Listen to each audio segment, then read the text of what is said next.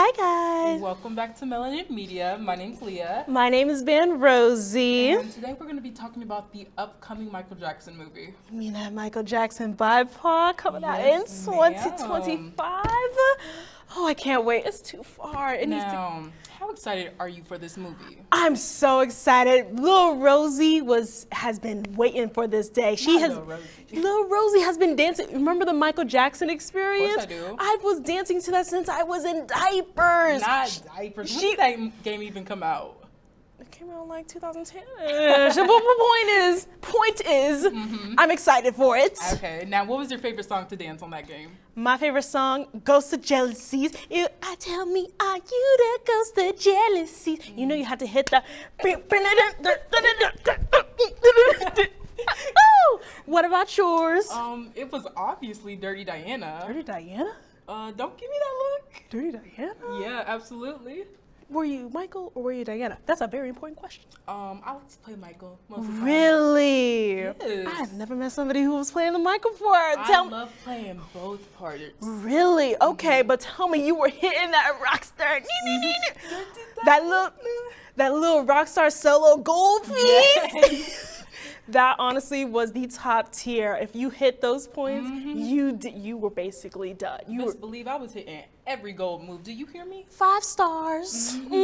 But let's go back to this movie, shall we? But let's talk about who's gonna be playing Michael Jackson in this Michael Jackson movie. Because I heard it was a little bit of a difficult time trying to find these people. Oh yeah, let's start with the younger MJ. The younger MJ, can we get that on the screen? Because look at the resemblance, y'all. Oh, they look so similar. It's like twins.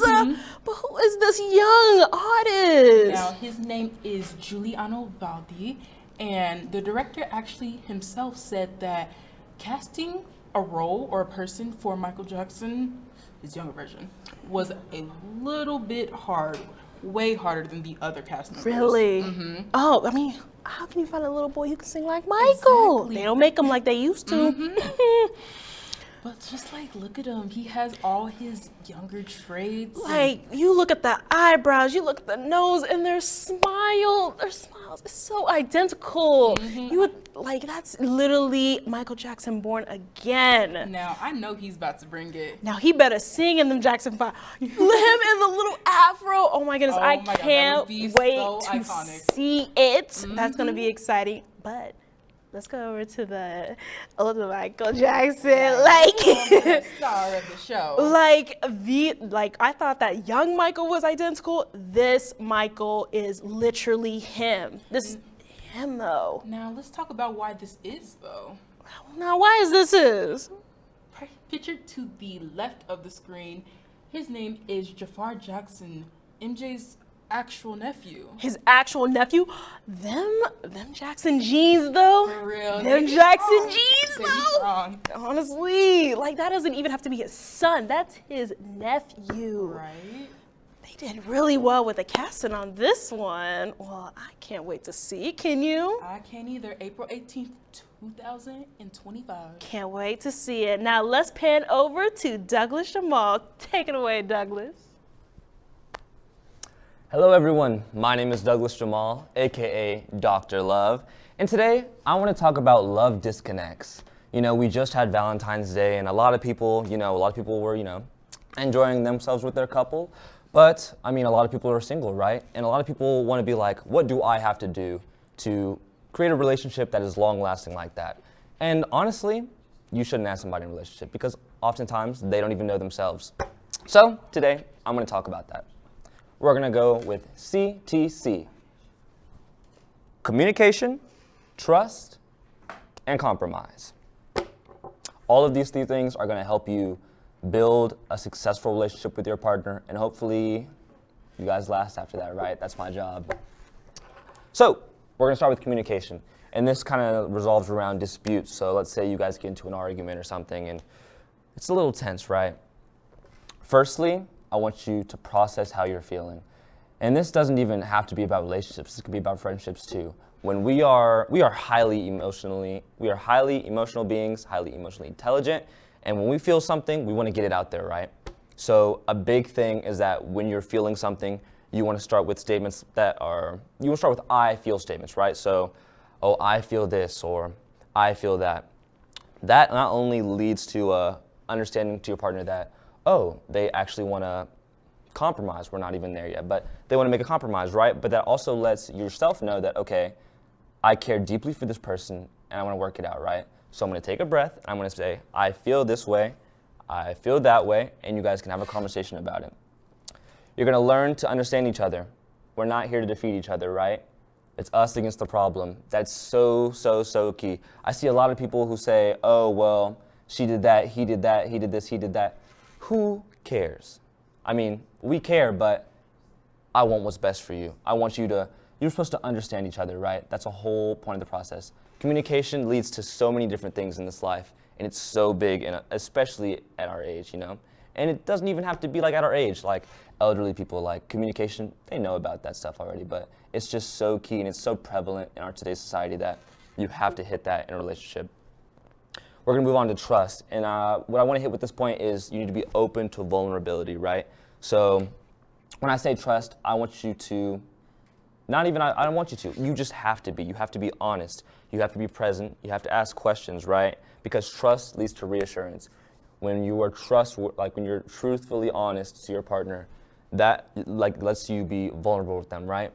And hopefully they're trusting to you too as well, because if you guys don't have that bond, then eventually it'll burn out, right?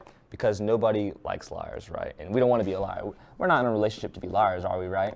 We're here to support one another. We're here to engage in each other's interests. We're here to say how we feel and be completely honest. There's no reason to lie. Lies make everything complicated, right? We're going to go to our third C, which I had brought up at the first point of communication. Compromise. Now, I already brought this up, but we are so multi-layered. There's just so much to the human brain that we just don't even understand. And so when you are engaging in this relationship with another person, I hate to tell you, but you're not in the center of the world. It's a 50 and 50. It's not a 75 and 25. It's not a 100 and 0. I don't even know why you would think that is. I don't care that you are this and this. I don't care that she's that and that. I don't care whoever's whatever, okay? No relationship is immune to any disagreements and conflicts, and you need to think about this as you both versus the problem, not a you versus them. You need to, and we already talked about this, but the communication, when I say that you want to start with those I statements, they need to start with those I statements, and you both need to be like, okay, here's what I feel is wrong. How can we go about this? Now, and the only reason I've even brought these 3 points up is because in today's age, I'm a young teen, little adult, but I've seen couples engage in a relationship and say that they love each other so much, but then they go behind each other's backs and they're like, oh, well, he did this and I didn't appreciate that. And they tell their friends about it and their friends are like, oh, break up with them, do this and that. No, if you're having an issue, you want to get through it, because at the end of the day, and this might not be for everybody, but you're in a relationship because you trust that person, or you should be trusting that person, because we shouldn't be in a relationship with liars. We already hit that. You're supposed to be loving towards one another. And if you can't trust that person, be open with them, and be willing to compromise, you should not be in a relationship. Not at all. Now, in the case of me, I used to be fumbly with these. I couldn't communicate to save my life. I used to be a pathological liar. No.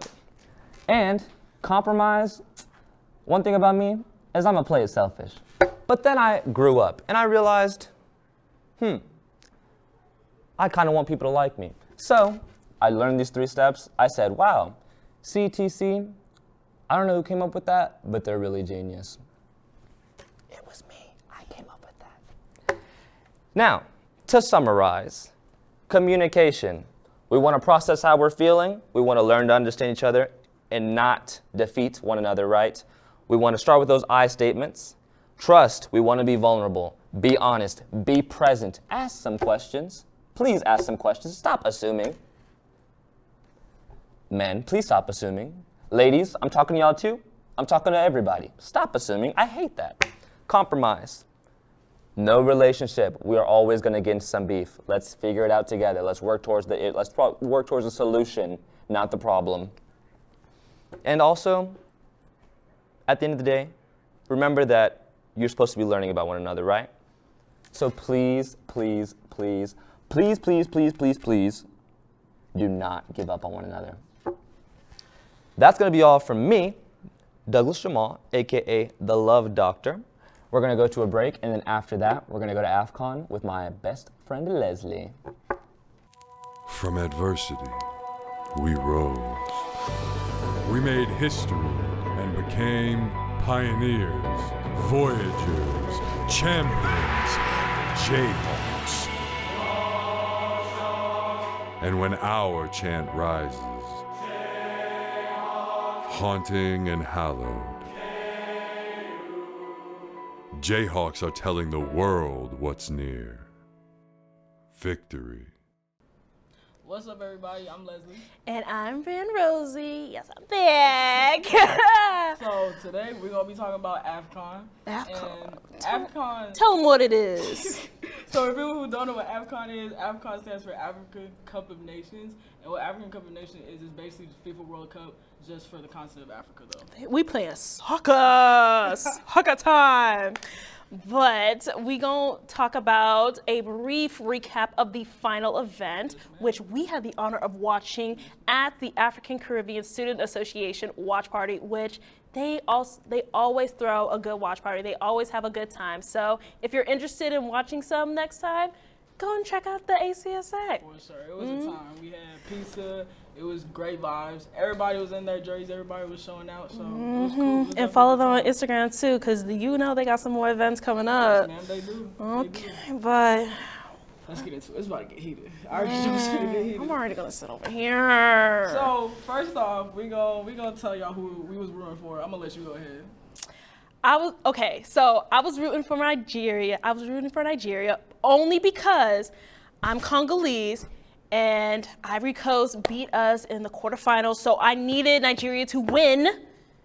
I needed y'all to win. I needed you guys to play hard and beat them.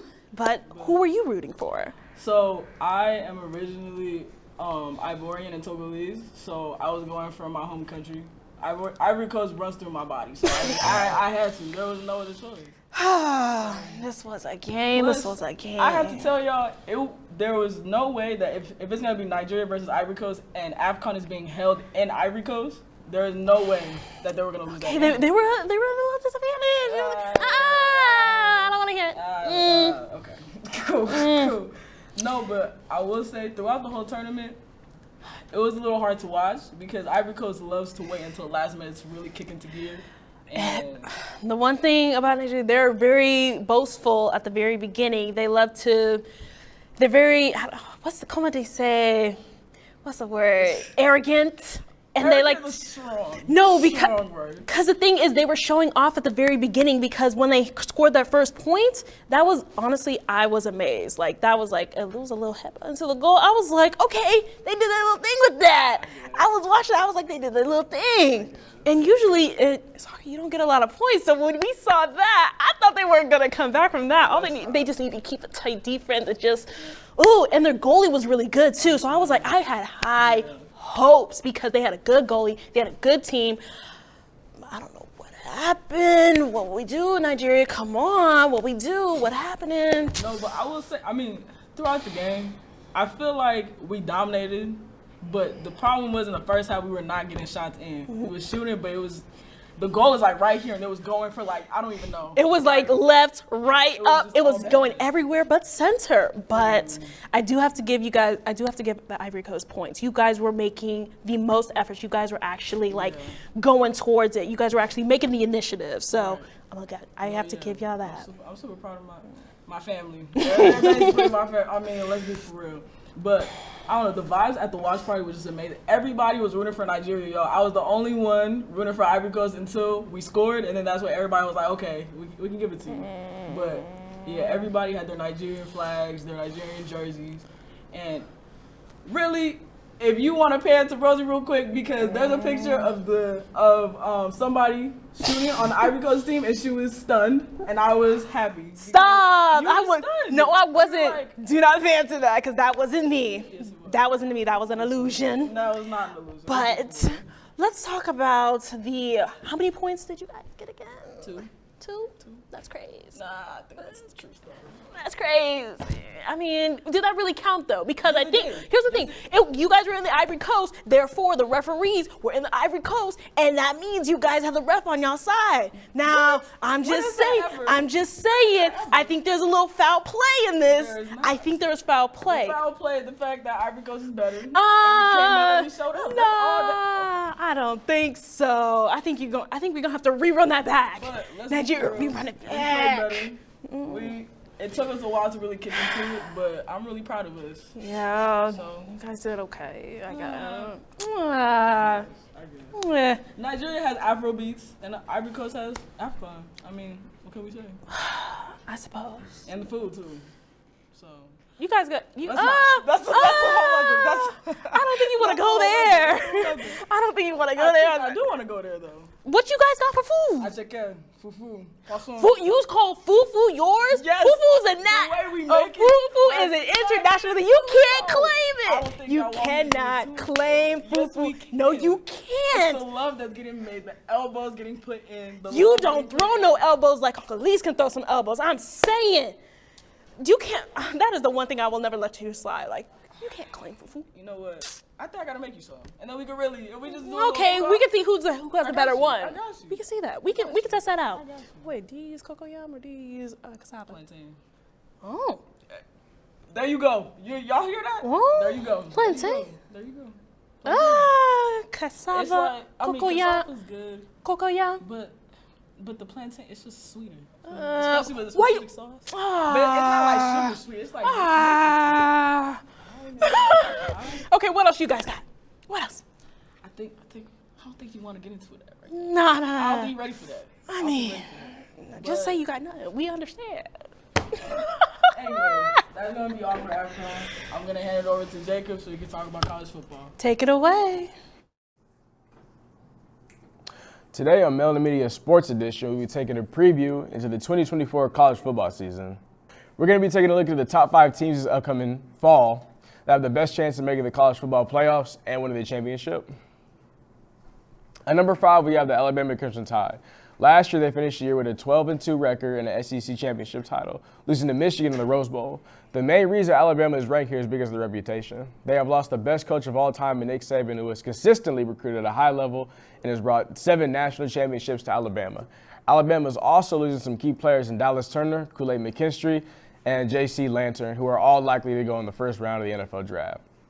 The biggest question for Alabama will be if new head coach Kalen DeBoer can continue to recruit at a high level and have Bama performing at the same level that Nick Saban did. This should be exciting with the way DeBoer has developed Michael Penix Jr. at Washington and in Indiana. If Jalen Milroe can have a 2023 Michael Penix-like season, then Alabama is an easy top 5 team. The number 4 team on the list is the Texas Longhorns, who outperformed expectations in 2023 as they went and won their last Big 12 championship before making it to the college football playoffs for the first time in program history. With that being said, the starting quarterback, Kent Ewers, is back for another season. Ewers is a really good quarterback who is paired with a great play caller in Steve Sarkisian, and the offensive line should be a real strength for the Longhorns as well. Taking a look at Texas' schedule, it has Michigan before facing Oklahoma and Georgia in back-to-back weeks. It closes out the year with its first matchup against Texas A&M. It's his first matchup against Texas A&M since the 2020-11 season. This team should be in prime position to make an appearance in the SEC championship game. The third team on the list is the Oregon Ducks, who are headed into the third year of Dan Lanning's coaching era. This year, they'll be moving from the Big Ten after the Pac-12 collapse. The Ducks did a great job in the transfer portal this year. It needed to replace Bo Nix, who started 61 college games and picked up former Oklahoma quarterback Dylan Gabriel to do that. He's a perfect fit for Oregon's system due to his athleticism and ability to distribute the ball quickly. The roster Oregon has at hand is also extremely talented. They lost Bucky Irvin, Torrey Flanken, and Jackson Powers Johnson on the offense, but Oregon got back Tez Johnson and picked up Texas A&M receiver Evan Stewart. Running back Jordan James could also be a breakout star, and the offensive line is returning 3 of its starters. Oregon should be in prime position to compete for a Big Ten title, but its biggest competition is the team that sits at number 2, which is Ohio State. Ohio State is going to be loaded this year. Key starters for them, Emeka Egbuka, TreVeyon Henderson, and Donovan Jackson, are all forfeiting the draft this year to return to continue unfinished business at Ohio State. You also pair them up with some transfers that came in like Judkins, and Ohio State should have one of the best backfields in college football. Ohio State is also bringing in former K-State quarterback Will Howard, who will likely be the starter come the fall. He won the Big 12 title while at K-State and is another one of those quarterbacks with a lot of experience under his belt. Ohio State also has a lot of athleticism at quarterback, as more than they did in the years before with Howard. Their defense is also going to be a major factor to them as well, as last year they statistically were a top 5 defense in college football. The only defense that was better was Michigan, who won the national championship. Ohio State gets Michigan in the shoe this year, but it also has road games at Penn State and Oregon, 2 really tough places to play. But nonetheless, Ohio State should be a favorite for the Big Ten this year. Now, finally, you can't recruit like Georgia has or go 29-1 in your last 30 games and not be ranked number 1. That being said, Carson Beck is returning for his 2nd season as a starter, and he is very talented. In Georgia's last 5 recruiting classes, they have all been ranked in the top 4, including 2 top-ranked classes. This program is also 46-2 over his last 48 games. Georgia is losing Brock Bowers and Lad McCowney, but you've got to assume that it's going to be a reload and develop. With this team, we don't have to worry about its players departing because they recruit at such a high level. Georgia's also going to be able to move the ball very well as well offensively. Now, defensively, it's losing some starters in the secondary, but it's going to be leaning on what could be the best front 7 in college football. It returns almost everybody in its front 7. The schedule is a lot more difficult than it would be in years past. For this season, it starts off with Clemson to open up in Atlanta. Then they also have to travel to Ole Miss, Alabama, and Texas, who are 3 of the best teams in the SEC, and they also host Tennessee. Georgia has his work cut out for them, but you assume they'll be hungry this year after how things ended in 2023. And with that being said, Georgia should be the favorite to win the SEC and the national championship this year as well. That's all I have for today. Where you go to college makes a statement about you. This place will become a part of you, your identity for life.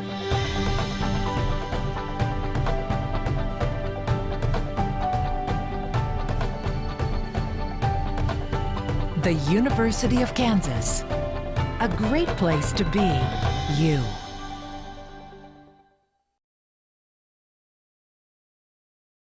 Talking about Beyonce's new songs, 16 Carriages and Texas Hold'em? Yeah. Texas Hold'em, which she had actually announced during a Verizon ad at the Super Bowl, I think. Yes.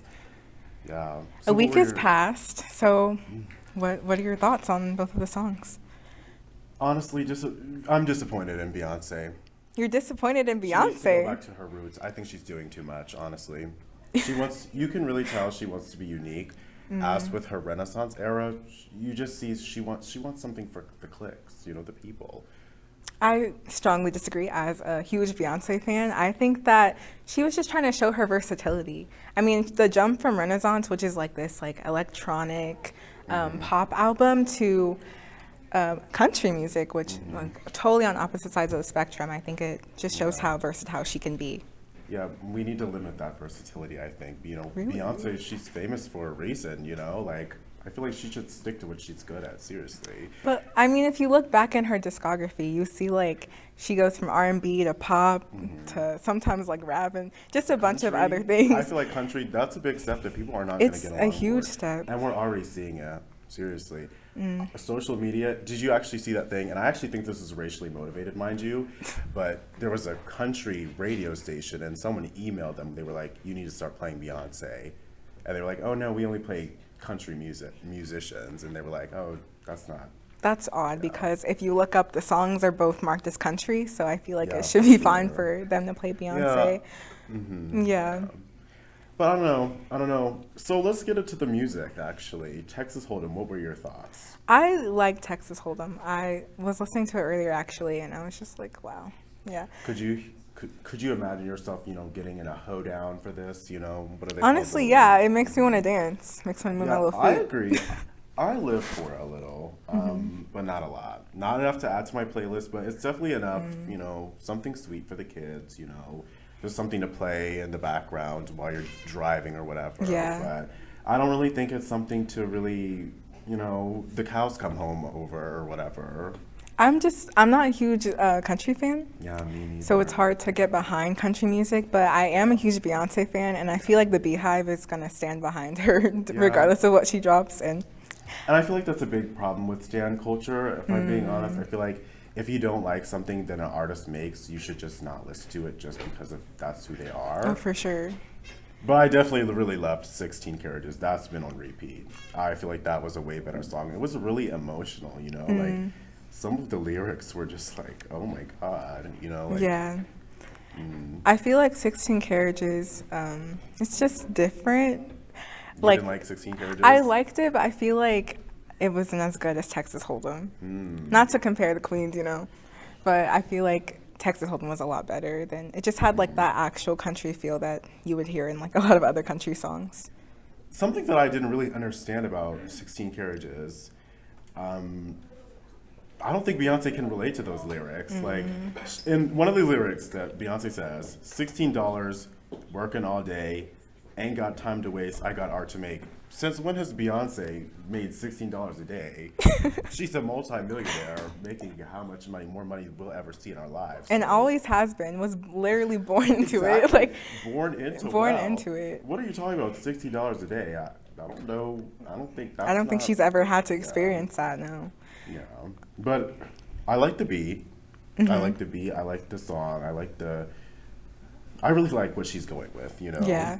And I honestly see a lot of people that aren't really Beyonce fans, like, starting to listen to her now because of this country music, Like, I saw, like, some people, like, doing the little tap dancing or whatever to her music, and you would never see that, But this is just such a drastic shift from, like, Renaissance that it's just, like, really... so drastic. Yeah. It shocked me a little bit.